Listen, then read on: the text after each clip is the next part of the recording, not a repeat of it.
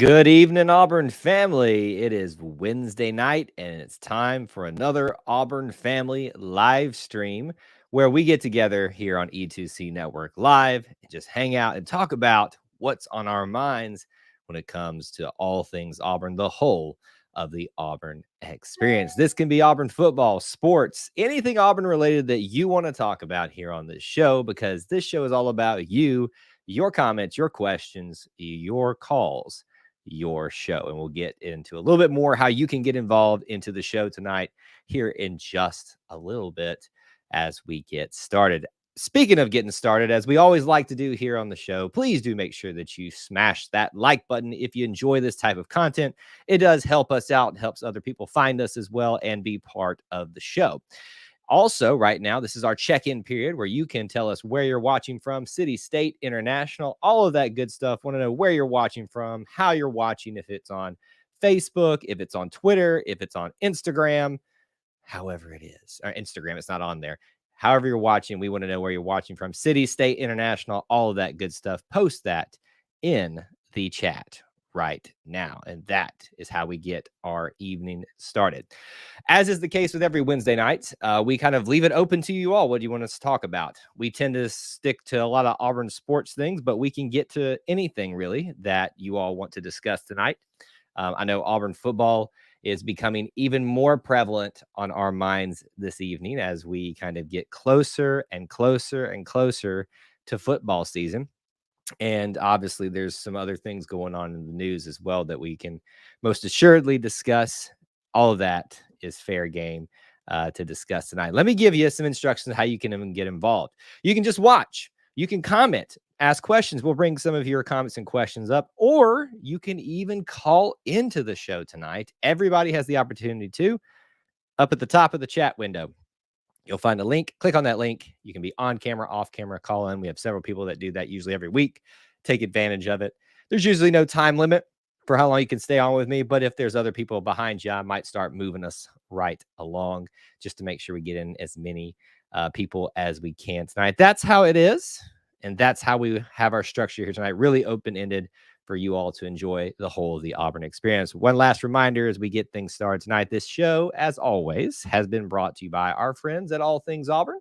Make sure you visit them at allthingsauburn.net to help plan your next stay on the loveliest village on the plains. All right, let's see who is here.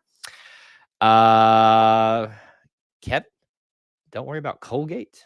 We'll get them next year. All right. Don't know what that's about. War Eagle, Devin says, I might be in and out. Wendell Green is hosting a space on Twitter, so I'm going to hop in and check on that. You know, that's the hard part about being a content creator is everybody's trying to create content these days. No, I mean, not fault to them in any way for doing that, but especially when the athletes start doing it, people like little old me, they just kind of slide into the background and get forgotten about. But go check that out and give us some intel, though. Thomas, War Eagle from Leeds, good to see you. Kevin says he hates college football, so sad. It's such a sad part of the year. Well, fortunately, I'm going to say that's a sad perspective on things because college football is great. College sports in general is great. Professional sports, there's a lot to be desired. But hey, hopefully you can find something here that you want to listen to talk about, you know. Latanya, watching from Gadsden, Alabama on YouTube. I'm Robbie Ashford's aunt. Awesome. It is always great when we get to hear from athletes, but especially their family members because they know them better than anybody else. So thank you so much, Latanya, for joining us on the show. Feel free to call in if you'd like and say hello. Links up at the chat. No pressure, though. No pressure. Let's see who else we got in here. Devin says, I listened to the episode of Coach Harsin did with Dana Marquez. It was awesome. So what she's referencing right here is Coach Harsin, Huddle with Hars. Now, I'm just going to say something that's going to make y'all mad at me, but never mind. You haven't listened to that episode. Dana Marquez is I forget his official title. Clint's probably, if he's watching, screaming at me right now, being the uniform guy himself. Dana Marquez is like head equipment guy for Auburn football, but I think all of Auburn athletics. And so they got to talk. And that's the whole thing with Coach Harsin's podcast is about our people and getting to know them and, know them better as Auburn family members, but in what they do. And so I do like that he's taking a broad approach to this, because for a while there, it looked like it was, he went offensive coordinator, he went defensive coordinator, doing other, coaches. He's taken a broad approach. He really means it, our people. And I really appreciate that. So Devin has given a great review of that. So definitely go check that out. Kevin says, I'm a UConn fan. Well, we appreciate you hanging out with us, even as a UConn fan. Yeah, listen, it's hard to be a UConn fan in the fall. Do y'all even have a football program? I know you do, but it doesn't really get a lot of headlines these days. I can remember like one time in the not too distant past where they were making it to they called it at the time New Year's 6, I think, still game. But I hear you. But you got to learn. This is what we preach about here for the Auburn fans. You got to learn to appreciate the whole experience of being a UConn fan too. And it makes the times that maybe aren't as much fun even more fun, because you're invested in everything. C. Hall checking in from Georgia, Dusty from Pensacola, Jeffrey on Facebook, and Corey on Hoover. Good to see you guys. Great crowd already assembling here. So yeah, as we kind of roll through the show tonight, please do make sure you keep in mind that you can call in if you'd like to, or you can just ask questions, drop comments here in the chat. We'll kind of follow along with that. So don't be shy. Don't bite too hard. So SEC, I'll start it off with this. SEC Media Days is a week away. What are you guys thinking about in terms of that? Obviously, as Auburn fans, we're excited for Thursday, which is when Auburn will come up. They've split them up amongst 4 days. Those are, that's the day that we'll be paying attention to. Is there any other day that you're excited about hearing, or a particular coach that you're excited to hear from? Gone are the days where we had, Les Miles, Steve Spurrier, even Ed Orgeron, to look for some comedy from there. I think with Lane Kiffin and Mike Leach, you get a little bit of that back. In fact, it would have been great if we could have had Lane Kiffin, Mike Leach, Steve Spurrier, Les Miles, and, maybe even, I know they couldn't exist at the same time, but Ed Orgeron all in the same room. That would have been hilarious. Kevin says UConn lost the toilet bowl last year. Well, that doesn't build a lot of morale. Thomas says, I'm glad we're not sending a QB to media days. Well, and I think they wouldn't do that. You have to have a quarterback solidified as your leader to send them there. Now, I would say that if this was TJ Finley's senior year, regardless of whether he's won the job or not, he would be a extremely important leader at that point. And he is now, but in terms of being a senior, they probably would have sent him either way. Whereas the case last year, everybody knew Bo was the quarterback. You send your quarterback if you can. But I really love the representatives that they're sending. Derek Hall, John Samuel Shanker, and Tank Bigsby. I was a little shocked that Owen Pappoe didn't go, but I think he went last year, or at least represented Auburn recently. So I think he probably passed on that opportunity, or they said, let's get somebody new in there. If anyone in here missed it, I posted an article to where Tank got voted as best running back in the SEC. It's on the Facebook page. Is that in the Facebook group? Are you talking about E2C specific stuff or your own? Because if you posted it in the group, specify that, because I don't know that you can post to our page. If you can, that's intriguing. Only we should be able to do that. Yeah, you're getting a lot of these predictions. You're getting a lot of the, ranking this. Here's how I see it going, that, all of that. Everyone right now is just trying to tide us over until we get to really mid-August, because, fall practice will start right at the turn of August, if not right after or right before it. I don't know the official schedule yet. I would imagine that Coach Harsin announces that at SEC Media Days.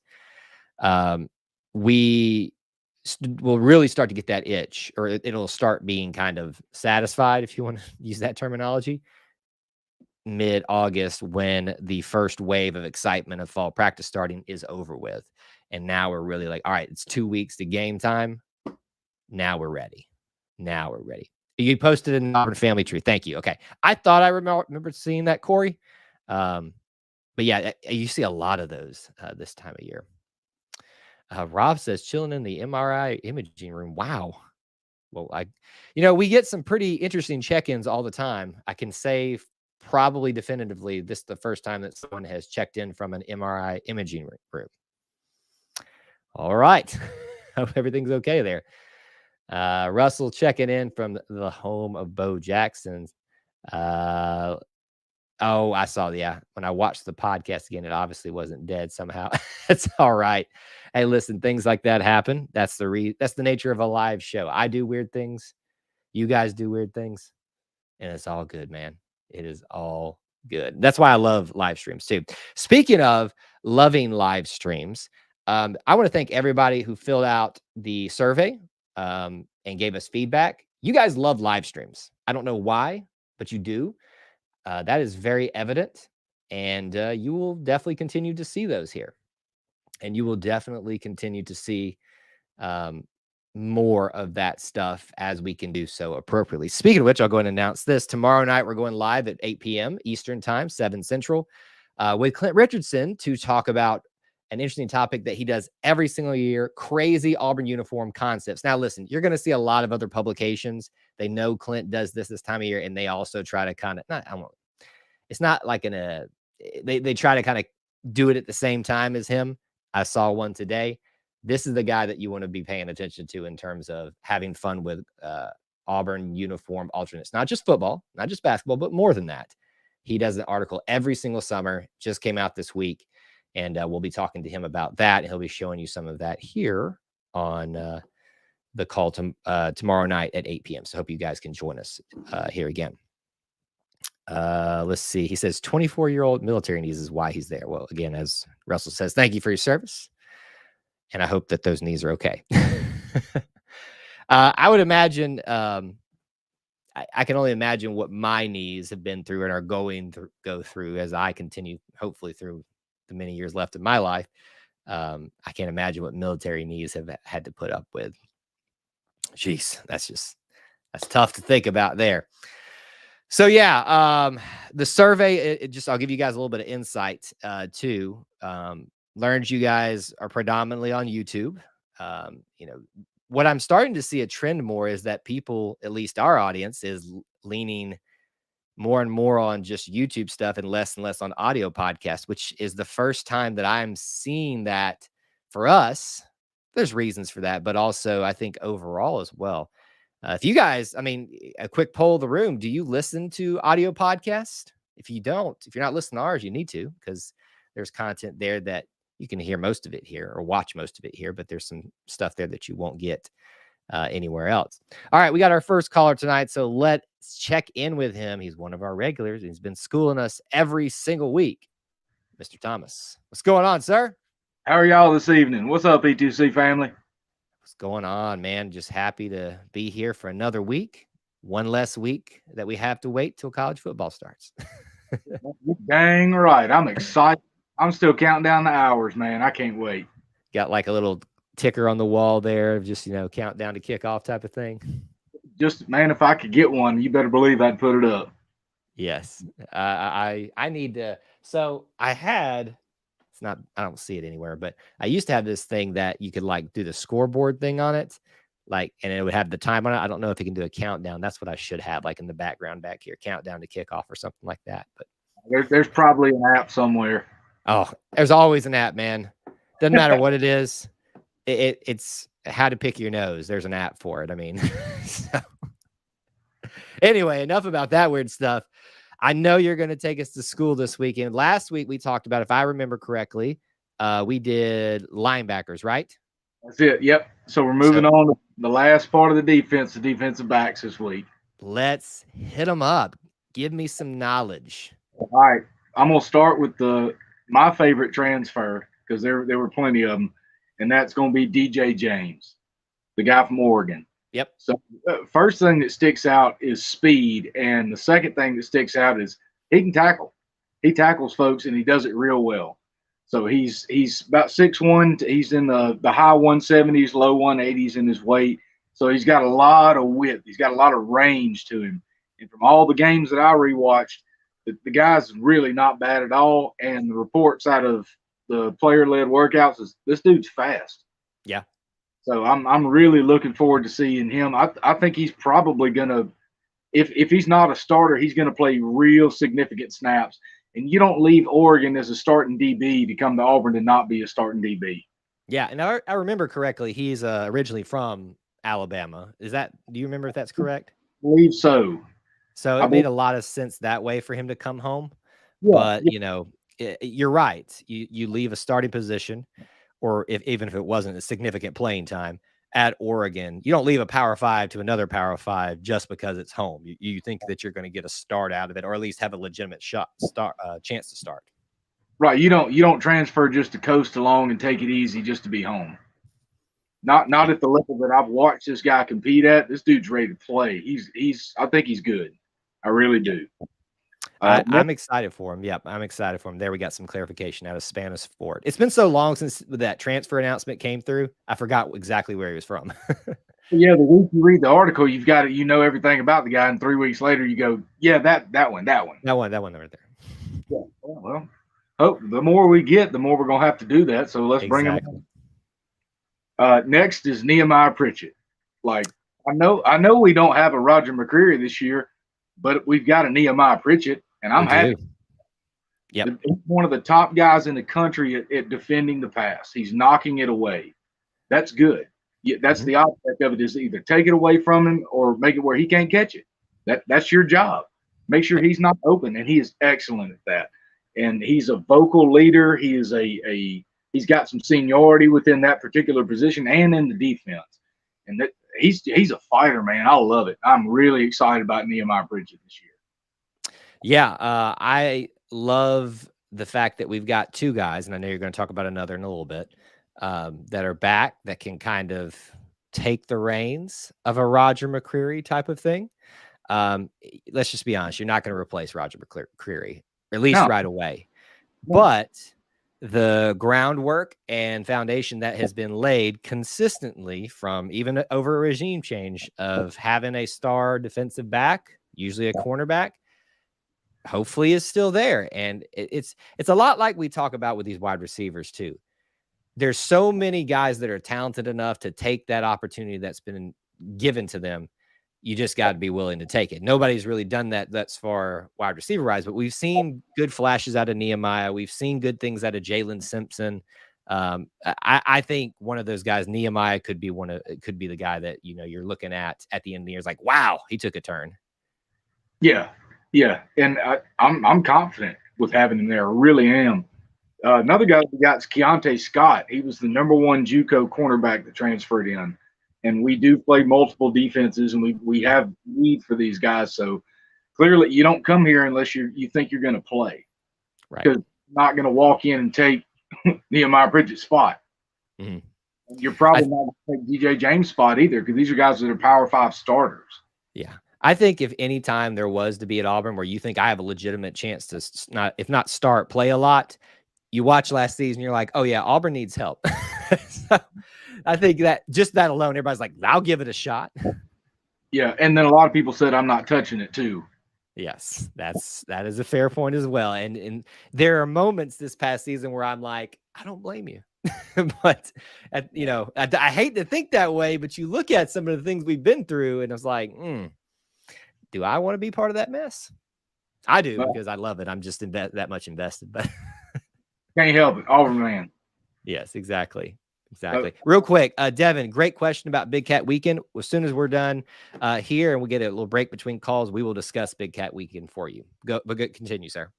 All right. So Zion Puckett, give me him at one of the safety spots. We've got a plethora of guys back there that are going to play. I can't necessarily give you a starting. I agree. If we come out with the nickel package, then we've got to pick another guy for that for the first play of the year. So. Puckett, we've got Caden Bridges at safety. I think both of them have got a real strong upside. And everybody's fast in the defensive back. There's not that guy that we go, he can't cover deep because he can't run. Right. We've got some legs back there, and that's really, really good for us. Craig Mcdonald was the guy that transferred in from Iowa State. I think he's got a strong shot at coming out there and playing. He's big, he's rangy, he's got good running speed from what I could see off of film. a couple of things left to be polished up. He's not a bad player, but to go from the caliber of the Big 12 to the SEC is a different thing, Right. especially in the passing game versus the run game. He's built a little more for the running game. He's a little thicker than Smoke Monday was, but there's no reason this guy's not going to play. Again, why'd you come here if you're just going to ride the pine? It doesn't make no sense. Exactly. Now, if he's going to be like a Smoke Monday comparison here, are we saying, I was about to say, I want less targeting. Don't we all? Yeah. I think man. He's a little bit different body type, but still the same type of guy that Smoke was. He wants to come downhill more than he wants to drop back and cover people. Yeah. So I'll leave that there. I'm not going to get far into it because those are two totally different players. Gotcha. Donovan Kaufman, I think he's really going to be useful at nickel, and he can do some safety and some corner as well. But in nickelback, he's built well for that. His skill set suits that. Right. He's not afraid to come up and hit somebody, which is what you really want in nickelback, especially if you may have to defend the pass, but you're looking for the run as well. You want somebody that's going to go in there and hit somebody, and he fits really well. But we also have Marquise Gilbert, that was the #1 JUCO safety that came in. I think he's capable of playing some of that nickel, but he had that one drop in the 8A game, that wide open. You took the words right out of my mouth. That was a little concerning. That was one of those of, hey man, what happened here? I think it was just it's a televised scrimmage, and he wasn't giving it his best effort, is what I think. Yeah. Because half the starters are out. You've got a mismatch of players out there. Yeah, he's playing, but a wild throw like that, sometimes that's not what you're looking for when you're in a different area of the field where you're supposed to be. Right. But there's a reason he came here. There's a reason they went after him, and I don't think it's just depth. Right. And if you think about it this way too, it's the old joke. You're a defensive back for a reason. It's because you couldn't cut it as a wide receiver. That's the joke. Defensive backs can't catch. You'd like them to be able to, though, when it hit.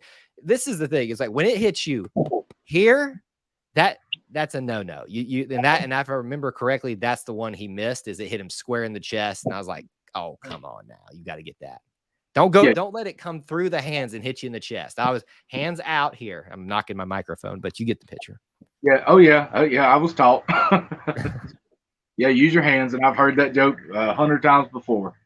Yes. I think Jalen Simpson's going to be big for us this year too.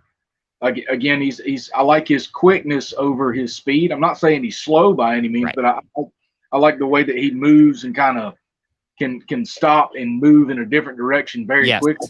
Yes. That's really, really good, especially in pass coverage or in when it comes to, let's hope the running back's not getting up to the third level of defensive backs, but he's a guy that can kind of see that coming, and he makes those movements before the other guy does.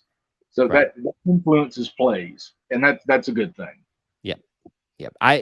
What I love about Jalen is what you brought up, his speed, his quickness, his change of direction. To me, you find these guys that are more stronger in some areas of their position or their skill set. And I think Jalen's one of those. That's what he's known for. Nehemiah, I don't Pritchett, because these are the two guys I kind of think of because they've been here the longest in terms of, transfers have more years, obviously, but not here at Auburn. Those are the two I kind of think of as like the centerpieces at cornerbacks, especially. That doesn't mean that they're necessarily going to start. They have to earn it just like everybody else does. But Nehemiah, to me, seems a little bit more well-rounded across all. But if you really want to look for can break on the ball to make an interception or to break up a pass or even knock somebody out really quickly out there, on the boundary position, I think your guy's Jalen Simpson. I got you, and that's a completely fair point. It's a great point too. Is that's what he can do really, really well for us. I'll kind of wrap up DBs with, I think we have one go within the first 3 rounds of the draft this year. Okay. And I Pritchett. If it's not him, it's DJ James. That doesn't mean that the other guys aren't going to go, but I think Nehemiah Pritchett's got what it takes to go to that next level. I think he proves it this year. Right. So you think DJ James is kind of like your sleeper, is kind of what I'm picking up from what who's your first guy you talked about. And when I say sleeper, I mean like not that we're not expecting him to do anything, but the fact that everybody's looking at Nehemiah, everybody's looking at Jalen, everybody maybe looking at some of these names we're familiar with. You're Right. saying, look, you're saying pay attention to DJ. Absolutely. Look at his body of work. Again, he is a sure tackler. He makes tackles in the open field. He makes contested tackles. He fights blocks. He's feisty. He's not the biggest guy around in the world, but he's feisty. And as much that's what you want in DB in the SEC, man. It really is. Oh yeah. No, you got to be willing to come up and hit somebody. You cannot play scared in the SEC, because if it's not for these big wide receivers that, teams like Alabama seem to put together all the time, you've got, running backs bursting through, and they never should, but it happened a lot for Auburn last year. And then you got to be ready to take down a beast of a running back. Mm-hmm. Yeah, and he ain't scared at all. Neither is Donovan Kaufman. And I'm not saying the other guys are, but just watching film specifically, some of these guys, they want to come and hit you, and that's Right. great. It's exactly what you need, especially if you're going to play a safety position in the run game, the short pass game, or if you're playing the nickel position. Mm-hmm. Like, you better be ready for it. And if you can dish it out early in the game, you can affect somebody. Clearly, you can affect somebody. Yep. Dustin brought it up. Yeah, Dustin brought this up. JD Rhyme, Austin Osbury, new names, new faces. Thoughts on them, or just are you kind of leaning on these names that we've talked about as seeing a lot of time? He's just saying don't sleep on them. No, absolutely don't. But there's just so many guys to go over, and it would take an hour and a half to cover everything. Osbury was a good pickup, a really good pickup. He's, again, everybody's fast. I can't say somebody needs to work on their speed here. I think Austin Osbury's eyes are his best trait back there. He seems to see things real well and then start to gravitate towards them in the way you're supposed to. So you're not giving away everything. The quarterback's watching everybody if he's going through his checkdowns and progressions. I think that his eyes are really good. I think he sees things really well. Right. And Gary, I think it's Rim. Is that how you pronounce it, JD? I think it's JD Rhyme. I think it. I mean, I could be wrong, but I thought it was Rhyme. But okay. I've mispronounced things before. One of us could be wrong. I think he's going to be a speed guy, just a straight up speed guy. He's got fairly good measurables, but I think he's one of those guys that's kind of going to grow a little bit as he moves into college a little bit more. Because some guys are at their peak. They just they don't really get any taller or longer. I think he's a guy that physically is still developing. Because sometimes you recruit guys that are not at their peak yet. Some guys mature a little bit later in athletics. Some guys, they were really good in college, and then they hit the pros, and it's like, oh, my goodness. Right. So mental development and physical development are big in football. I think he's got all the mental development so far, and he's going to learn a lot from the guys that he's playing with at halftime, and there's a plethora of guys that we can play in any situation or any package. But they got just more time in the system, more time in the strength and conditioning is big, especially if you're coming in as a younger guy. You've got to spend some time in that system and get the physicality that you're going to need to play in this league.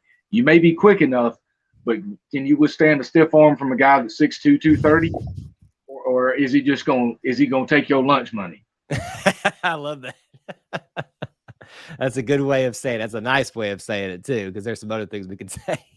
It's probably not as friendly. Hey, maybe to close out thoughts on defensive backs. This is not about the players because we talked about them. Players are sometimes, I'd say a lot of times, only as good as their coach. Etheridge.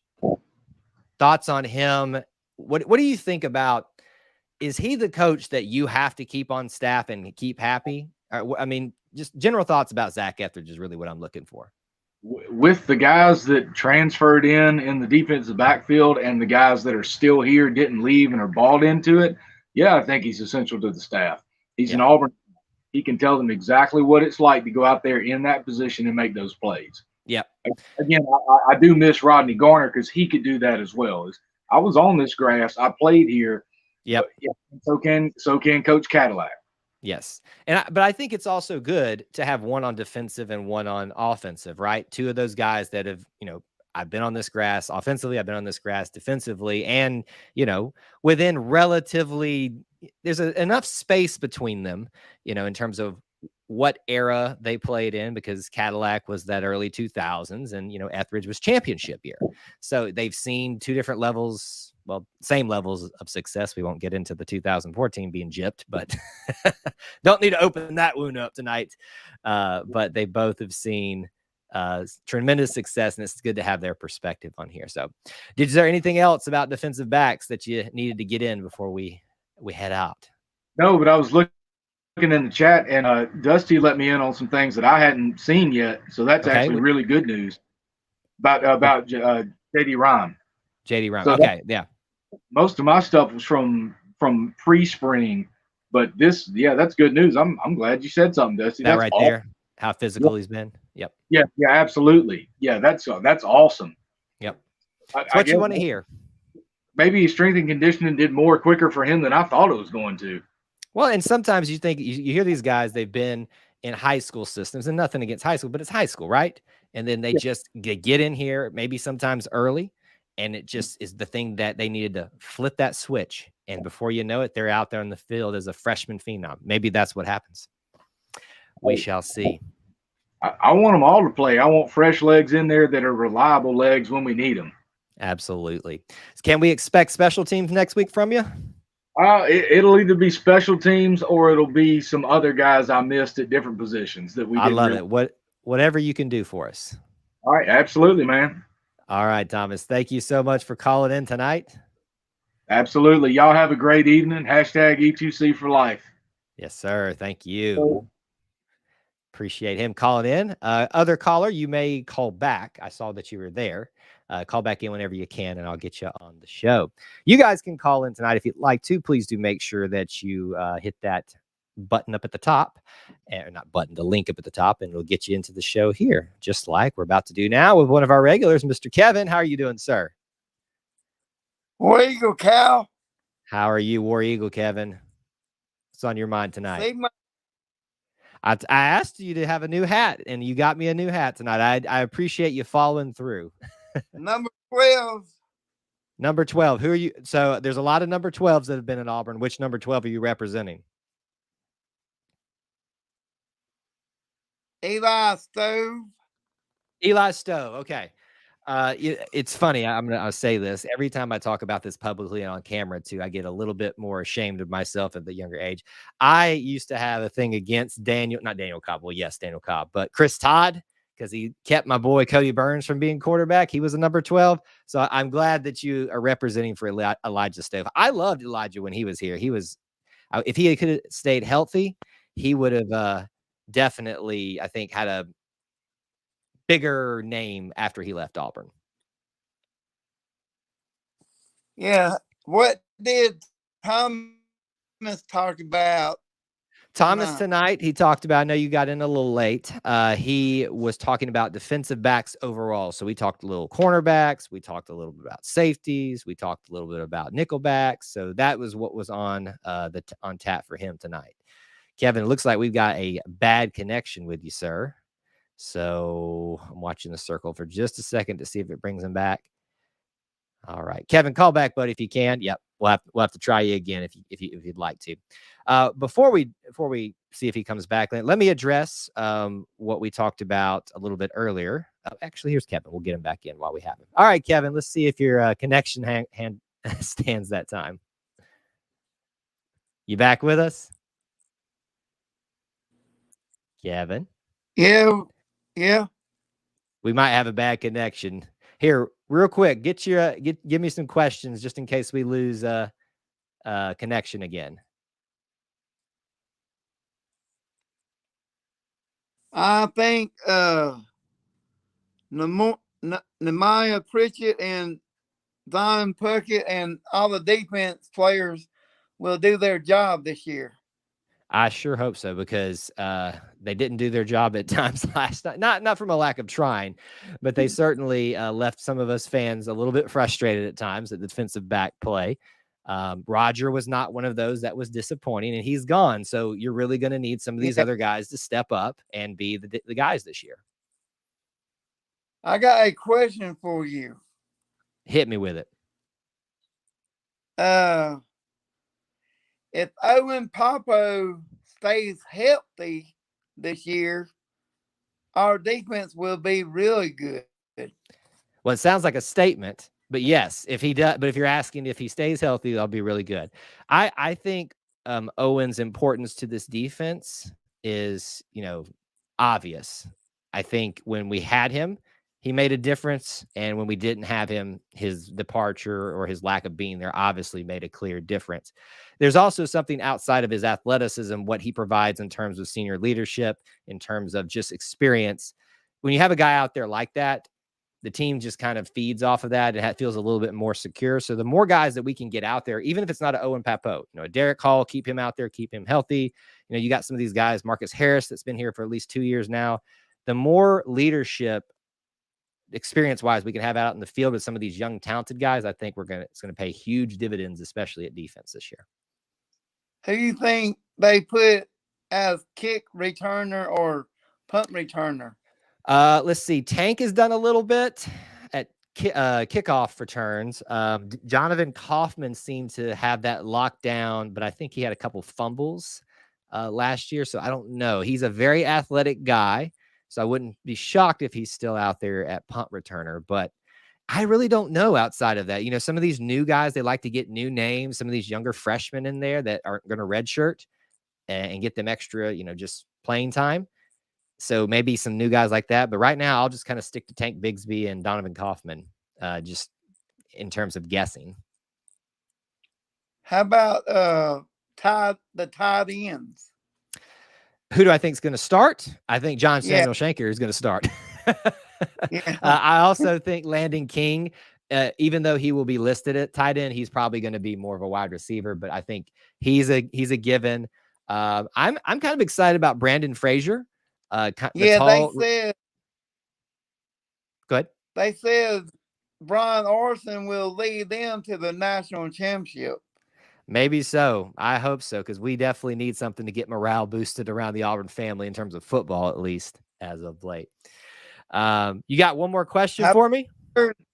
Have you heard about they gave some football player from Hoover a offer? It must have been one of those preferred walk-ons, and I am not thinking of it at the moment. So it probably flew under my radar, unfortunately, because if it was a transfer in terms of a bigger name or a recruit or something like that, obviously I would know about it because I do videos about them. But it doesn't shock me. This is the season where they start filling in some of those extra spots they have, walk-ons, preferred walk-ons. So I'm not shocked at that. So, all right, Kevin, thank you so much. Go ahead. One more. Yeah, if you got another question, go ahead. I think we will start the season off 5-0. I agree with you, actually. I have a strong suspicion that we're going to start off 5-0, and I think we're going to shock a few people. Go to Georgia and try to beat them. Yes, we will try. Yeah. I don't know how well it's going to go, but we will certainly try. There's a Star Wars reference for those of you that are Star Wars fans where Anakin says, "You will try," and that's what we will do. Hey, I love the optimism. Bye, War Eagle. Oh, War Eagle. All right, we almost lost this connection there at the end. All right, let's get back to some of y'all's comments and questions. What we wanted to talk about before we got our second caller, and you guys can call back in, but we'll finish this little segment talking about first Big Cat Weekend. Devin had asked earlier, I'm not going to run back up to the top of the stream there and find the question, but she asked, can you tell me what this is about? Devin's been getting really informed this year about a lot of, kind of some of the minutia of Auburn fandom. Big Cat Weekend is something that I think started with Gene Chizik. Anybody recruiting fanatics out there want to correct me if I'm wrong on that, but I think it started with Gene Chizik, carried through Gus, and now carried over to Harsin. It is just a weekend where they put big emphasis on getting kids on campus together.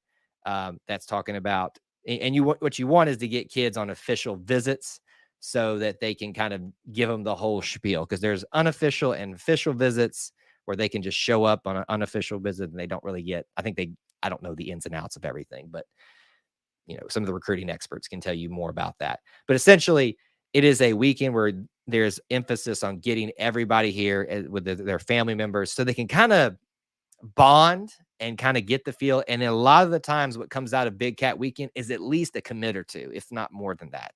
So there's a lot of people that are putting their eggs in their basket on a lot of recruits coming out. My caution to you all is you need to not go in with these expectations. You need to just be happy that we're having this on campus again and understand that these kids these days, they not these days, it's just being 18, was it? No, yeah, 18 years old. They're fickle. They change their minds on a dime. Some of them may commit and some of them may change their minds, but it is an important weekend. It's right before the football season gets started. There's going to be a lot of hype building with that anyway. It's a big weekend for Auburn. And I expect at least one commit because that's usually the history of it, out of it. And so if that doesn't happen, I will be shocked, but don't put your eggs in that basket. Michael asked, what's the recruiting budget for this year? I have no clue. If I worked for Auburn, I could tell you. I don't know that they actually disclose the recruiting budget. Interesting. I would say, though, Michael, to your question, for those of you that didn't see the news, we've hired a GM of football operations, essentially.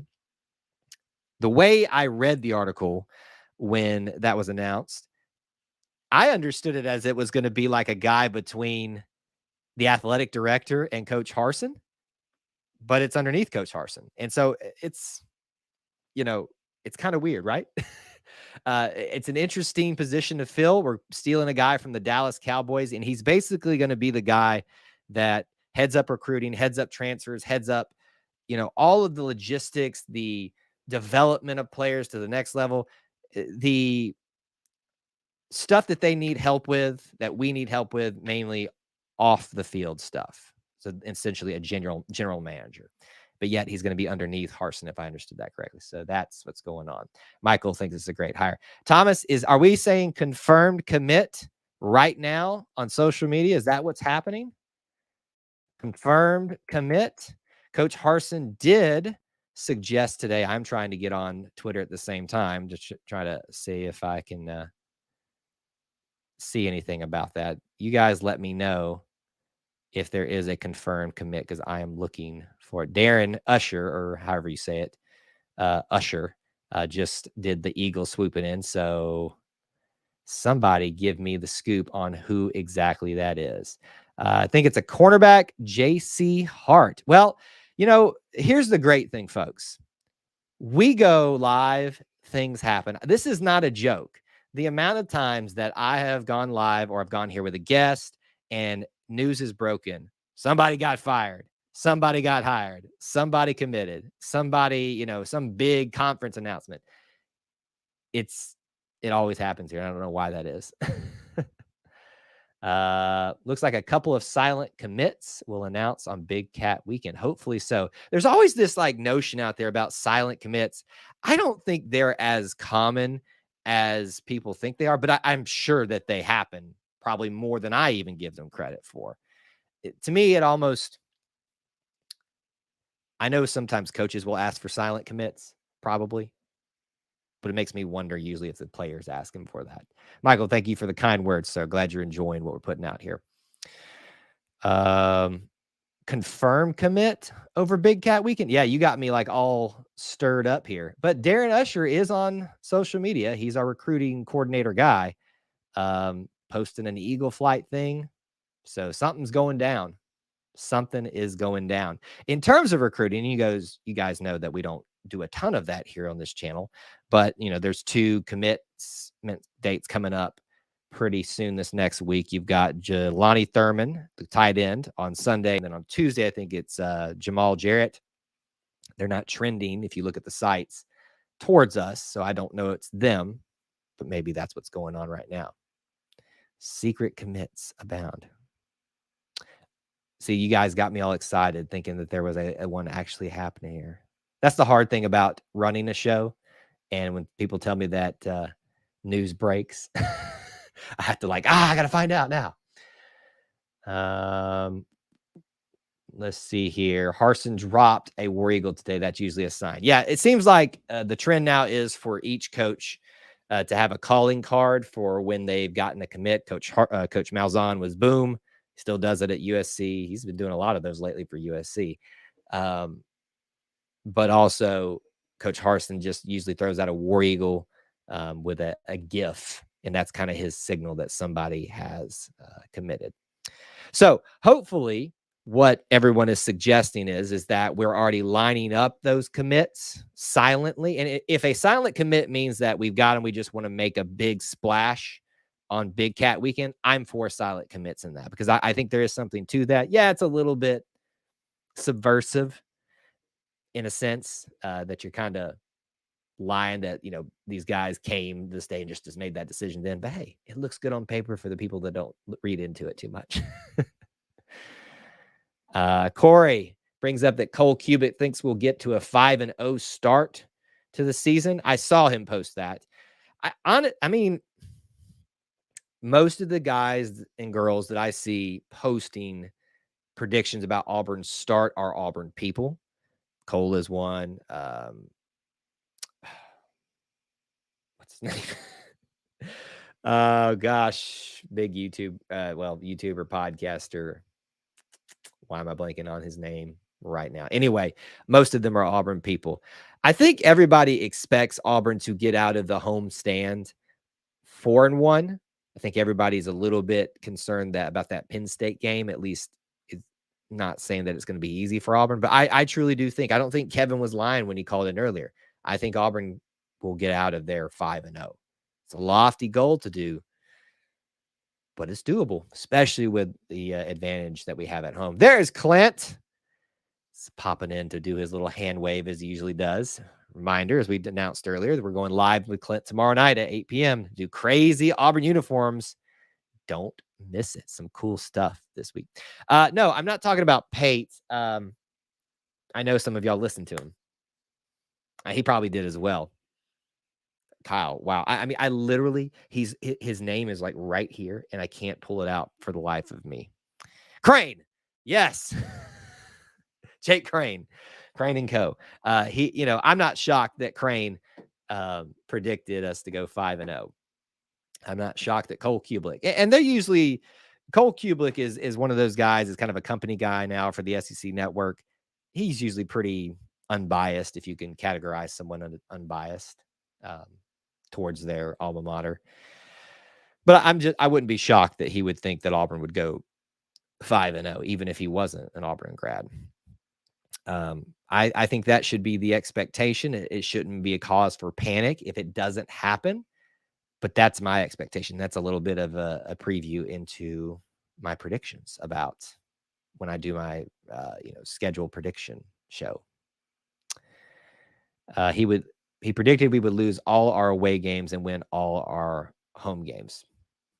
It's not a bad prediction. I would say the two that are in question the most are Texas A&M and Penn State.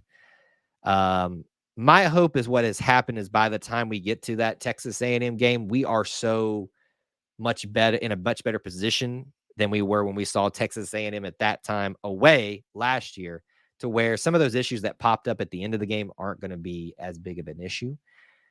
This was a team that was just trying to find footing last year. I think that footing will be found early this season. Doesn't mean they're going to be perfect. Doesn't mean they're going to go undefeated. Doesn't mean that they're even going to be one of the top teams in the nation. But I don't think that they're going to be a pushover all season. I think the Georgia game will be competitive for most of the game, even in Athens. This team's got a lot of something that it wants to prove this year. So we shall see. AU wins 9-10 this year, health-wise not being a problem. Health is obviously something you always have to keep in mind. It can wreak havoc, as it did with us last year. Some of your best players are out. All right, we got another caller, one of our good friends and regulars, Mr. Dusty. How you doing, sir? I can see you on this one screen, but then it's blank here. Can you see me, sir? There he is. What's up? Okay, we good? Yeah, I'm sorry. You pulled up on YouTube on the other tab. That's all right. How's it going, buddy? Oh, I'm good, man. How you doing, brother? Living life. Hey, the good thing is, I say it's good, but the idea behind being a YouTube content creator is you need stuff to talk about. And obviously this is the slow period, but I'm enjoying the heck out of it because Yeah, I it's got about to time to turn up. breathe right now. Yeah, it's about to turn up for sure. And hey, if you were a Miami guy right now, you'd be doing 2 videos a day. They're getting 2, 3 commits a day, man.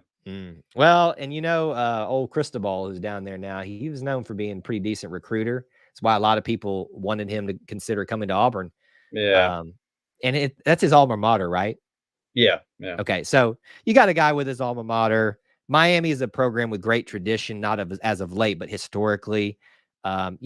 It's got kind of almost a Hollywood South feel to it in terms of when you think of like USC attracting people to come be with the stars and so to speak. It's the beach. It's got a lot going for it. I would, if Miami wasn't always recruiting good, I'd be a little concerned because they've got, when you compare on paper Auburn selling Auburn, Alabama to Miami, it doesn't make sense to the layman. To us as the Auburn family, we understand, and people get here, they understand. But on paper, it makes sense to Miami. So I would expect nothing less from them. And I feel for the Miami beat writers, the Miami content creators right now. Well, they're definitely, excuse me, they're definitely using that NIL money well. Oh, yeah. But here's the thing, too. I'll just be real briefly on that. They're paying one of their quarterbacks $9 million, and that's his NIL deal, $9 million for a 17-year-old kid that you've never seen play a down of college football. It's crazy. And I just think that in 2 or 3 years, man, I think this is definitely going to calm down because I feel like these guys, these people that are paying this money, they're going to look at it and say, wait a minute, we paid all this money for a class and only 10 to 12 guys out of 25 contributed and helped us. Yeah. And I just don't think over time they're going to realize, hey, this is not necessarily a smart investment. Like, so they have that kid for $9 million, and the D tackle Marcus Robinson that went to the portal and then came back to us.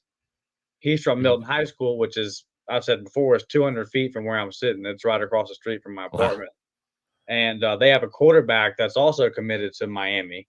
Well, after he saw that $9 million NIL deal, he's already kind of said, "Oh, I don't think I'm going to get to play if y'all are paying this kid $9 million." So actually, Auburn, I've kind of seen on some places that Auburn's actually contacted him behind the scenes.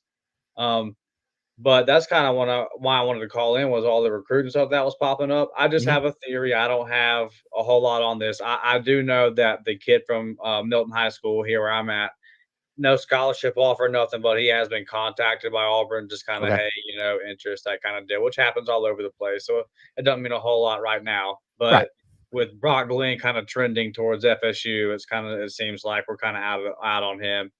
And you got to remember, we have Holden Griner still sitting there, so we're not hurting at QB. Oh no.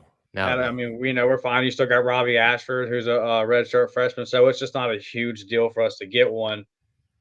But my prediction, without knowing anything, just what's kind of been happening on Twitter these last couple of days, is the Air Nolan. I know Air is not his real name, but they call him Air Nolan. He's a 2024 prospect high up. He goes to the same high school that tight end that is about to commit on the 17th that we're after. Jelani, yep. Yeah, they go to the same school. They're real good friends and stuff. And Jelani has already met with Bruce Pearl when he came to Auburn on his visit. I know this is a lot to follow. No, I'm following. But he met with Bruce Pearl. He wants to try to play both sports. So that helps Auburn a lot if we get him on a football scholarship, because that saves us a basketball spot. It does. So that's cool. Now that how long that'll work out, whatever. But if anybody can do 2 sport athletes, it's Auburn. But it's cool, those guys go to the same school. And I mean, I trust a lot of the people, like I'll say Jeffrey Lee. He's basically come out and said that Aaron Nolan, this QB from 2024, is in love with Auburn, long time Auburn. He's most likely going to commit on Big Cat. Yeah. So I'm hoping, like my prediction is that he commits on Big Cat, but I'm hoping that maybe he can bring it, because he got another guy too on his team that's a big time recruit that's considering us. Maybe a couple of those guys, man. Maybe we pull 2 or 3 or whatever. And I would really like to get that big tight end, because we're deep at tight end right now. but all those guys are upperclassmen. And, we love all Auburn sports. So, man, if we can get us a big power forward that can contribute and he can play tight end, that's always a good thing. So that's just kind of seeing all that stuff on there. And I think they're excited too about getting the guy from the Cowboys because I don't know how much everybody out there follows the NFL, but I'll tell you, every year when it comes into the season, the Cowboys always have one of the most talented teams on paper. It's other stuff, and it's just hard to win in the NFL. Right. But they win a lot of games. They are a super, super talented team. They draft very, very well. That's a big gift for us. You look at Ike Killard. That's a long-time NFL guy that we've got in there, and these big-time recruits are starting to say, "Hey, man, I know this guy can get me to the league." You look at what we're building on the field. We're obviously going to try to throw tank the ball more this year. Getting a guy like Cobb, a guy that can do everything, a third down kind of back. And we're just building our offense around NFL. Now you got your scouting department kind of building around NFL. Man, and you're really starting to hear from inside that locker room that team keeps seeing these stupid predictions coming out saying 4-8, 5 and we've talked about this here before, and it don't matter, basketball, baseball. Butch just showed y'all when you say Auburn can't do it, when you back an Auburn Tiger against the wall, we usually come out, man. So I'm starting to get a little bit more. You got a team that's together, I think they're going to come out there and want to play for their coach. They're going to want to play for each other. Yep. And that Penn State game, to me, I'll probably say it a million times before the season starts. It's just such a huge, like, if we win that game and just get over that hump of like the big game hump, because I feel like it's going to be a close game. Right. And I feel it's going to be a close game. And if we just make that play finally, I feel like it can really kind of set us off. But I like the direction that we are setting things up more towards the NFL style, because then you can, no knock on Gus, but like, you get a guy like Sammy Coates, and then he goes to the league, or a guy like Seth Williams goes to the league. They got to spend time on the practice squad just to learn NFL routes. Right. And other teams will use that against you in recruiting, which, by the way, it has been confirmed by all the Auburn inside recruiters this week that teams are using the investigation from February hard. Oh, so, I know yeah. We knew that. Yeah. In fact, I would be upset with them if they didn't. I mean, I'm just saying from a being objective standpoint, like that's a card that you're handed. Use it. Like, I hate it, but it's true. Yeah, we shot ourselves in the foot on that one, so we're just behind the 8 ball. But if we go out there and win 8 or 9 games, like, I feel like this team is capable of doing. Depth is a concern, so some guys need to stay healthy. Mm-hmm. But, and we'll have to, just like I say, just have to get over that hump, man. Like last year, I think Georgia beat us. Everybody else, man, we were right there. We were right there in there with them, man. Yep. And that's what apparently a lot of those guys didn't even want to be on the team. These dudes got something they want to play for. And I do this every year, but I really taught myself into we're going to be, but we all do. Auburn's starting off not ranked. Y'all telling me that Auburn's going to go 4-8. I've been an Auburn fan long enough to know what that means, man. I really, and I'm starting to kind of say, okay. Yeah. Okay. Yeah. 2 things that I like that you said out there I'd like to point out is, first off, just in terms of the predictions and stuff like that, if there's anybody out there predicting that Auburn is going to be anything less than 6-6, you don't know what you're talking about. You're just trying to get reactions. That's it. Like, that's it. Is it a possibility that Auburn only wins 5 or fewer games? Absolutely is a possibility. We almost lost to Georgia State last year. Anything's a possibility.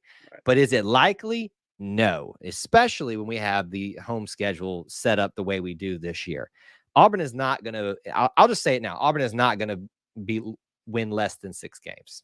That's just not happening. I'll just say it right now here live for everybody. So anybody who says that, just ignore them. Other thing, and I lost my train of thought because I went on a little bit of a rant there. I can't remember what it was. Got me fired up there for a second. So well, I'll tell you what, we're not losing to Mississippi State this year. When you hear how them boys talk about that game, oh man, they fired up. That's what it was. Could we get the bad news, jersey that the baseball team had and just pass it on to football? pass it on to the next team, and let's just keep passing the bad news jersey around. So it's kind of like that thing that just gets shared around to the programs. Yeah, no, for sure. No, I don't think people will be doubting the basketball program for a little bit, but I'm getting excited, man. I am too. I am. Hey, well, I love the optimism, and I'm hearing that a lot from a lot of people. So it's good to hear, and I'm glad we're all finding that happy place again. Yeah, and I mean, hey, man, if it's to me, there's not even really a win total on it. Like, obviously, you can't go 5-7 or something like that. But Right. just to a little shock that it doesn't get talked about a lot is that Gus ran this spread type deal, Mhm. and Carson is going to a true NFL pro style offense. So the personnel doesn't match. These linemen are like offensive linemen are built to be smaller and to help, Yeah. more. I mean, just the 100%. whole line is just the whole team is just not built for. So there's Yep. going to be a couple of years of turnover and Yep. getting your system established. It's just going to take some time, man. And I love Auburn to death, and I get frustrated when we lose games we shouldn't lose. But like we wanted to change. I'm somebody that wanted to change, so it's because I think Right. it's better in the long run. Yeah. And so it's just I can't wait, man. I think I would say like 8, 9 wins. Well, 9 would be great, but I say 9, thinking like you said, you go 8-4 in the regular season, and then please win a bowl game. I don't care what the bowl game is. I just want to win it. Well, I will say this, not to toot my own horn here, but I mean, I was saying that a lot last season. I think you're right. Nobody wanted to like face that fact. Everyone just wanted to believe that we were going to have a 2013 all over again. It was going to be magically better. Like, no, Mm-mm. I was not in favor of the change, but even I can look at it and say, we are two completely different systems, two completely different types of things. If you think that we're going to go from that mode to this mode and be outstanding, you're not being honest with yourself. That's just Mm-mm. not the truth. It's not going to happen The unless personnel doesn't match. it doesn't. Schemes don't match, ideas don't match, philosophies don't match, and neither's wrong, but there may be a one that's more right at the time. And if the trend continues, it seems like Coach Harsin might be the right. And I'm all for that because that means Auburn wins, and then I'm happy. I definitely agree with Corey. 3-peat on LSU is coming. He wants that three-peat going hard here. Let me ask you a question, man, before I get out of here, because Yeah. I want to know, and maybe Thomas, because he watches he'll go back and watch the film on the other guys that are about to be coaching and stuff. Good stuff tonight, Thomas. I learned a lot, buddy. What are we hearing on? What do we know about Jeff Smetting? I mean, what kind of is going to be the scheme? Honestly, I couldn't tell you. Yeah, I don't think I've looked anybody's around, locked it man, down. and I can't really find much. I don't think anybody's locked it down. I mean, I guess you could go back and just watch a lot of his old, if you can find it, tapes on his defenses and stuff. But that's the thing is, times have changed. Personnel is different. I mean, it's much different being a defensive coordinator in what would it be, the Mountain West, as Right. opposed to the SEC. And with this multiple skill set, multiple personnel types that we have, I don't know that we're going to get a true answer to that until really the homestand's done. I mean, because they're going to have some advantages that playing at home brings so they can do some extra things. We're not going to really know what the full base is until probably halfway through the season, in my estimation. Yeah, as long as we get after that quarterback, as long as we're not sitting back. That's all that matters, right? So let Dylan Brooks eat. Let Derek Hall eat. I love it. I love it. All right, buddy. Dusty. Good chat, me, man. War Eagle, brother. War Eagle to everybody out there. All right, man. All right. We do have another caller. We're going to get him in here. It's good to hear from Dusty. A lot of our regulars calling in tonight. We'll get our next caller in just a second. By the way, normally we only go to 9 o'clock, but I don't have anywhere to be tonight, so we can go a little bit longer. So stick around. Invite a friend in. I'm not saying we'll be on a lot longer, but we definitely have another caller, so we want to talk to him at least, and then keep moving there, answering your questions, your comments, because this is your show. Let's talk to him. Mr. Russell, what's going on, sir? War Eagle. War Eagle, buddy. Love that view behind you as always.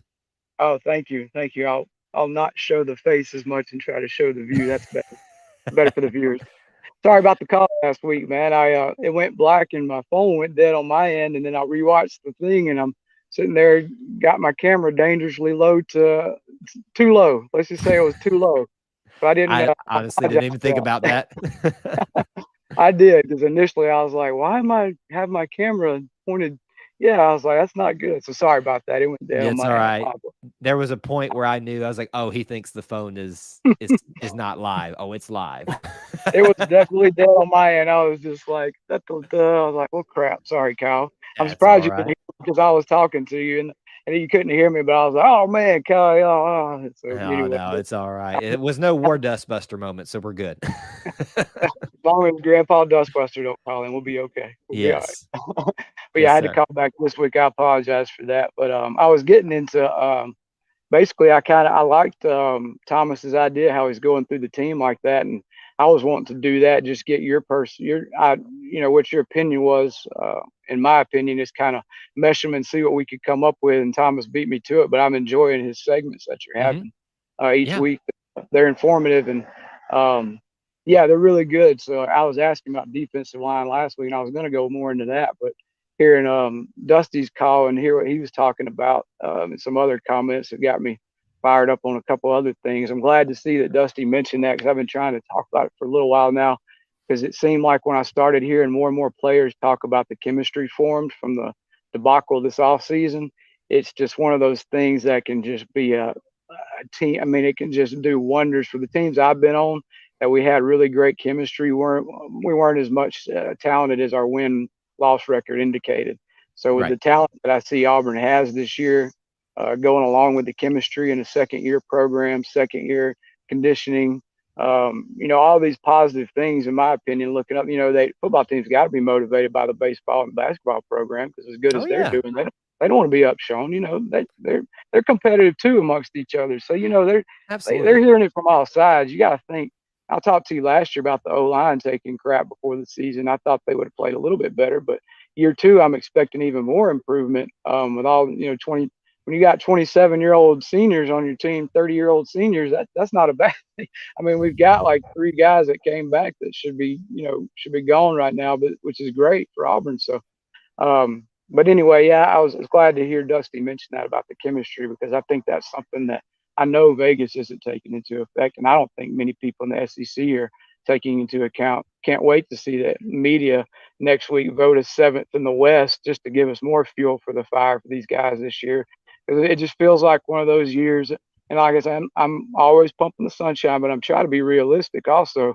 If we don't have injuries, which I know that's a big if, it's football, the most violent sport, But if we don't have injuries, like our starting quarterback, like last year, go down, things like that, we're a potential 9 or 10 win season this year. And 9 or 10 wins in the right scenario can put you up for discussion for the SEC championship, if you beat Alabama at the end of the year. So it's I'm not saying we are. I'm not saying we're not. I know we have the potential, and I love the talk of the chemistry. That just fires me up, because being on teams that's had good chemistry, I can't express to you how much when you're playing for your brother, things are just so much easier. Everybody's going the same direction. All those guys that transferred out aren't going to be pulling you down this time.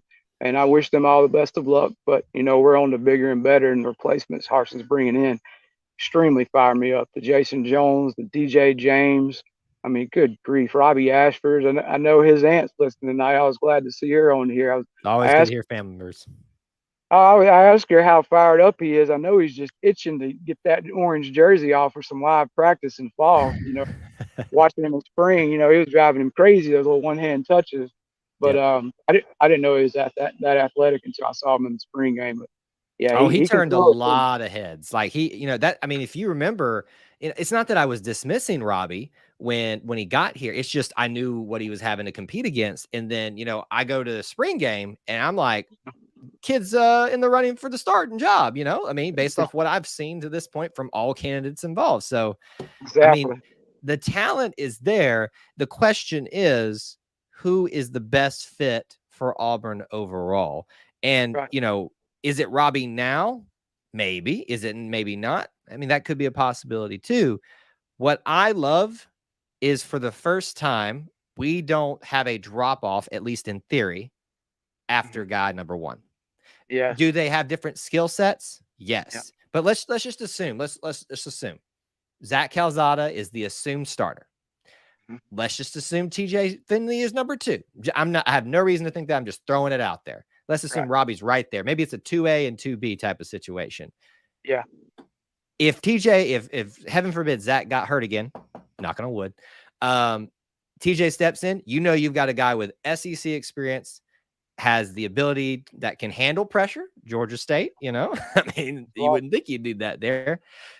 Heaven forbid he falls down. You've got a guy that's so athletic in Robbie Ashford that he just kind of similar to Bo. He's just going to make plays with his feet and probably with his arm on top of that as well. So you should really, really take encouragement if you're an Auburn fan by what's happening. We haven't even brought up Holden Grenier. I mean, he's just part of the equation, and we hope we don't get to that point. But I like where we sit right now at quarterback.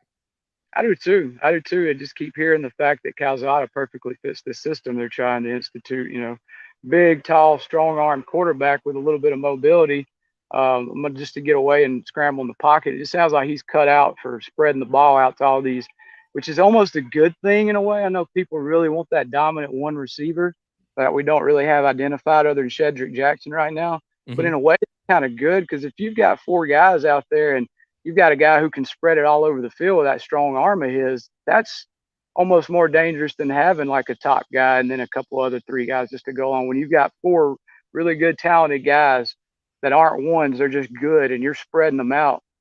I see very good thing, and I'm hoping we don't run that formation that much. I think we're going to be good at it with practice and time, but I'm hoping we get more of 3 tight ends and Tank and just 25 carries a game for Tank a game if we can get that. But yeah, another thing that Dusty brought up, there's a lot of topics. It's good conversation tonight. Hit the thumbs up, people, everybody. I was noticed we got more viewers. We got thumbs up. Come on now. Anyway, I was gonna bring up what was it was a good one. Oh yeah, the Schmed. I'm a Schmed head. Now a lot of people are okay. I'm a Schmed head. I give credit where credit's due last year with our DC. He was legit. I liked him. Good luck at Oklahoma State. But I like Mason. I was really fired up for him. I said very positive things going into the season last year. And I stand by what I said, but maybe I should have watched a little bit more. But I don't know. You know what? I'm not going to assume. I'm not on the inside. I'm on the outside looking in, so I have to assume a lot and have to watch what I assume because it may not be correct. But anyway, what I do assume, and I'm pretty confident about, is Schmedding is going to be as aggressive as we've seen on defense since possibly the Muschamp era when we were blitzing, DBs and safeties, and you never know where they were coming from. Linebackers, dropping a defensive lineman and bringing a cornerback, just things like that. I think you're going to see it really mixed up this year. And I almost don't want to talk too much about it because I want to save the game plan for Penn State so we can just smash their happy little valley this year. And yeah, we're going to orange them out this year, or whatever color we're going to do. We're going to get it right. Hey, I love your optimism about us oranging out, but listen, I will say this. Auburn, historically, whenever we try to do orange out, blue out, white out, whatever, it never happens to the level that some other schools do it. If we can't pull it off this year with the whole Penn State connection and then whiten that, we're never going to do it. So this needs to be the last time that we emphasize that. And if we can't do it now, it's just kind of like, it is what it is. I agree. But like you said, this year with their whiteout thing last year and then barely squeaking it out when us Auburn fans know they shouldn't have won the game. I mean, who tosses a fade on the goal line? Come on now. Anyway, we won't regress. Let's anyway. So what I was going to say, yeah, we'll be rolling tumors that day. But a little off topic, real quick on Schmedding. Hey, after Big Cat Weekend, Cal, tell me this: if we sign 2 to 3 offensive linemen, how quickly does Toomer's corner get rolled? Well, I've seen Toomer's corner get rolled for less. So that wouldn't shock me in the least if that happens. I think what you're getting at there is what is building to a fever pitch of a need for commits specifically, in a more quick fashion. Yes, I think we are reaching the point where we might just start rolling after every commit, even if it's a silent one. I'm okay. See, honest with you, I'm a little bit different than most Auburn fans. Most people are freaking out over the few commits. I'm not, because I love the quality commits we're getting. It seemed like in the past we would take chances on people and we would miss a lot. We talk about how much of our great classes of the past are gone now. I don't see that being as big of an issue now with Harsin. I think he's getting guys for the culture of the system. I see it different now. Of course, we're going to lose some players, but it's not going to be the drastic amount of half classes that we've been seeing, in my opinion. So when you can do that, you don't necessarily have to sign bukus of players, because the players that you're signing are going to be around for longer, not having to be replaced. And with the transfer portal, I think that's just been light years. Another topic I was bringing up, it couldn't have come at a greater time for Auburn right now. In the transfer portal, what we're having to go through with this coaching change, especially next season, because I would expect 3 to 4 transfer offensive linemen to come in just for depth if they're not starting. So, I mean, transfer portal is going to prove wonders for us next year. But that's the thing. Harsin brings in very good players when he upgrade, not just Harsin, but Harsin and the whole staff. They bring in great players when they have to replace somebody outgoing. So I'm impressed. I'm impressed with the outlook coming up. And back to Schmed real quick before I let you go. Just people get ready, because when you hear the players talk, like Owen, he was trying not to reveal. Papo was trying not to. He wanted to so much. He was so excited when he was talking about the defense, and he started to get into it, and he stopped himself, and he just said, "Look, Auburn fans, y'all gonna be excited. We're gonna be doing things this year that y'all hadn't seen before." And they've got studs. Like, that's what's so, they're like, oh man, the chemistry and the talent we've got this year. If we just stay healthy, just because we're not super, super deep at the top. We've got very good top level talent, but we're not very, very deep yet. We need about 2 more years, and then we'll be there. If people can just stay patient, stay the course, don't let 4 commits freak you out. Look at the quality of commits that we have. Look at last year, everybody freaked out. Look what happened on early signing day. You know, we closed strong. These guys are going to close strong as long as we don't have a collapse like last year. So the boosters and everybody need to get behind the staff, and we need to get fired up for this season, because what happened in the offseason is not a positive by any means for us Auburn fans. We need to put that behind us, make sure that never happens again. Try to do what we can to help this team, because that really put them behind the 8 ball. We see what it's doing in recruiting. It's not fair to Harsin and his staff and the players on the team right now. I think that's why they've come together. They realize it wasn't fair. They didn't deserve it. So us fans need to get behind them. Fairweather fans, we'll see you. Holla. We'll see you back at the end of the season when we got 10 wins, though, okay? Just keep it. Anyway, I'll get off my soapbox. I'm getting fired. It's too early, and it's too far away from the season. You're peaking too early, son. That's right. I got to save some of this. But, yeah, I didn't want to keep you too long. But yeah, God bless. Sorry about the call last week, and War Eagle call. We'll talk to you soon, buddy. Thank you, Russell. War Eagle, buddy. Great stuff. All right. Again, I'll keep the phone lines open for a little bit longer if you'd like to. I don't want to embarrass you, Miss Latanya, but I would love to hear some perspectives about your boy Robbie. I'd love to hear from him personally from you. So if that phone line's up there, if you'd like to call, but I won't embarrass you. So I don't bite, as you can tell. But thank you so much for everybody for joining us so far that's been here. It's always, I really do mean that, and I appreciate it when we get to hear from especially the family members, because one of the things that I wanted to do in building this is make a place and a forum where family members feel like they can come here and they're not going to hear their kids bash the entire time. Are we going to have honest conversations? Are we going to talk about how awful the offensive line was playing as a unit last year? But you're not going to see us here and say, oh, that guy sucked, that kind of thing. So I just want to make sure that everybody feels that way, especially players and their families that want to come over there, because there's a lot of places you can go to hear about Auburn content, and everybody has their own thing, but we try to keep it not Pollyanna-ish, but a welcoming place for the most part. Michael, thank you so much, sir.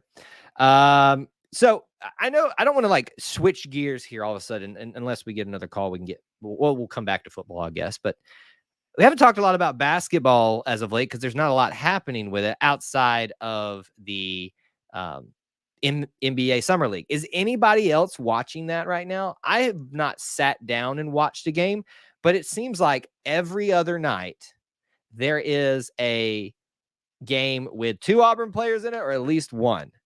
And, obviously Jabari is the headliner. I personally am loving the fact that we have reached a point now in Auburn basketball's history where you don't have to search for a game that has an Auburn player in it. And granted, it's Summer League, right? There's Jabari in there, Walker's. Hopefully we'll be getting started with that soon. Is anybody else watching the Summer League? thoughts on it. I just love seeing my guys have highlights in the middle of the summer. That's the thing now is we're moving into a point where there's something Auburn going on no matter what, even if it's not college athletics. Jabari getting better, Harper getting better. You're not the only one that's talking about Jabari. Harper. I was talking with someone last night about how much that stuck out to them. I'm sneaking on my phone right now. Okay. So yes, you definitely can't call in right now. I don't want to get you in trouble, but just know that you are always welcome to call in here. We appreciate you being here. Michael brings up that Kessler is in a great spot. Anybody else got any opinions about the whole Kessler situation? To me, it rubbed me the wrong way. You go to Minnesota. First of all, the team that technically drafted him did it in this weird, like, you're drafted by us, but we're immediately trading you to the Minnesota Timberwolves.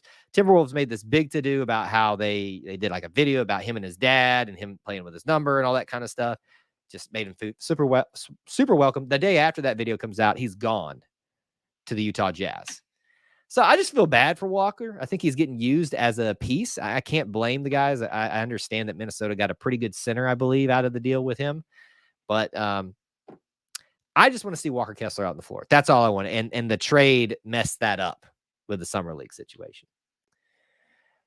We ain't talking about basketball because we know Bruce is an automatic 20-win season. How weird is it that we've switched from the perspective that we don't talk about Auburn basketball that much because it sucked to it's so good that we don't need to talk about it. Devin says this is the most NBA that I've ever watched, only watching for Jabari. And if this track continues, we can now watch the NBA because there's so many Auburn players. I mean, let me walk it out a sec. Yuan Traore, you've got Janai Broom, those guys probably going pro next year, or I wouldn't say Janai, yes. It could be a couple more one and dones. I mean, the thing is really well set up for us as Auburn fans to have a lot to watch NBA wise. I just don't have time to watch it all, but I love seeing the highlights for it. Jazz is a great place for him. Oh man, I hope so. I just want to see him play. Corey says, I doubt Kessler is carrying too much knowing he's got to get. Yes. Obviously, their concerns are much different than ours, but we just want to see him out there, right? Michael, I will say, we talked a lot of recruiting tonight. I know you've asked us a couple of times. You're not going to hear a ton of recruiting here on our channel. We're going to talk about it some. We're mainly going to focus on the stuff that we know, like commits that are coming in. There's some exciting things building up. You'll hear us talk about it tonight, but I'm not going to sit here and act like I'm some recruiting insider. We kind of collectively all talk about it together, and we'll talk about it when there's definitive things. But, it's just, to me, we get into all this kind of like, what if this, then that, then this, and that. And it really amounts to nothing, just ends up in disappointment. But that doesn't mean we don't talk about recruiting. I just want you to be aware of that. Let's see here. Basketball is getting great experience playing professional Israeli teams this summer, which are going to be on TV. Everybody tune into that. See, here's the thing. If you want stuff like that to continue, Auburn fans got to show out and show these TV networks that are carrying them, the demographics are there for them to do things like this in the future. It's unheard of that Auburn basketball would be featured in the summer at all, much less in some overseas tournament that nobody's going to be awake for probably. But we are. Hit the record button, stay up and watch it, or get up early and watch it. I don't know how it flips over, what our longitudinal lineup is. But make sure they know Auburn fans want this. Dusty, I did see your comment about that. We will definitely talk about that. I had completely forgot that you messaged me back about that. It's weird what's going on with the Booster Club. Speaking of, for those of you that want to be part of the Booster Club, just a reminder, check out the links in the description for ways that you can help support our content here. One of those being the Booster Club, where you can sign up and get yourself some perks for helping support our content here, patreon.com/E2C Network. We actually just did a recent, almost kind of like, we'll call it a quote unquote investors call, where they got to kind of have some input and insights to what happens this future, along with the survey and stuff. So those are some of the things that you sometimes get with the Booster Club. Obviously, there'll be a lot of stuff coming out this year. So $1 a month is all it takes. You can also be a channel member here for $1 a month. Doesn't get you a lot of that other stuff, but it at least gives you like recognition and things like that. If you want to help keep the lights on here, I mean, if you look at some of my old videos, we had terrible lighting, and I'm not saying it's that much better, but it looks better to me on here. Better equipment and stuff. That's what keeps the lights on here. You guys rock. All right, let's see. Auburn next year is playing some crazy lineups for Bruce, positionless basketball. He does have a very fluid style of basketball coaching. When you put Simeon Bowers, anybody remember that at point guard? I know it was by necessity, but geez. Let's see here. Michael says he talked to some of the guys from the team and they're pumped for the trip. And I think you're pumped because it's a cool trip. It's a cool experience. I think, it sounds like way too deep for what probably is here, but a lot of y'all know that Bruce Pearl, I always don't know how to express this because I don't know if he is Jewish by you're so scared to say anything in this politically correct world, by birth, by faith or choice, how that works for him. But he has a strong connection to Israel, to the Jewish people. And if you don't think that man isn't super excited to help his players understand that, they're going to come away. This is going to be a well-rounded experience for them. I'm excited for them. This is one of those things that you walk away from, I think, and leave changed forever for them, basketball-wise, but, life-wise as well. Let's see. Hoping we run the ball on the court more in b-ball because it always seems like the best Bruce teams fly around up and down the court popping those threes. Well, you have to have the the people to do that type of thing. And Auburn last year really didn't have that. So you kind of have to play to your skill set, which is great for the type of style he is. But it would be nice to get back to some of those things that we tend to love like that, right? I know I can say it, but Devin, you've dealt with some of it as well. You always have to watch what you're saying and stuff like, no, I know he's Jewish. But I can never remember if it's just by a faith choice or if it's actually he was born into a Jewish family or not. Understand how that particularly works. But I know it's very important to him and he speaks about it a lot. And I actually value that a lot in terms of, appreciating somebody caring about something so much more than just a basketball game. It means a lot what he does for me personally. With Outlive Cancer, his initiative that he does every single year in a game. It's, gets national attention every year. Someone who's had family members affected by cancer. That means a lot to me. So Bruce Pearl's is he perfect? No. Has he made his mistakes? Yes. But he's a guy that loves passionately, especially when he's loved back. And Auburn loves him, and you can tell he loves Auburn back. So it's just a match made in heaven. This is a safe spell. We try to create safe spaces here, but you know how it goes. All right. Well, we are sitting at about an hour and a half. We have had some great conversations tonight. I appreciate so many of y'all hanging out with us and spending some time with us. We will be doing this again next week. Remember, tomorrow night, though, we are going live at 8 p.m. Eastern time. Please join us. My friend Clint Richardson of the Auburn Uniform Database. We're going to be having some fun talking about crazy Auburn uniform concepts. Don't miss that. It's going to be a great conversation. You guys always are very kind to Clint and want him to be on here more often. So you got your wish. The man's coming back on the show. So 8 o'clock tomorrow night, but Wednesday, 8 p.m. as well next week. And then pay attention on the channel. Make sure you're subscribed so you don't miss any content because it is a little slow. I'm taking a little bit of a breather right now. There's not a lot of news. But next week, probably next week, it's going to just start going like that. Anyway, thank you guys so much for hanging out here, spending time with me and being part of our little family, the Auburn family. Smash that like button on the way out. Till we talk to you again.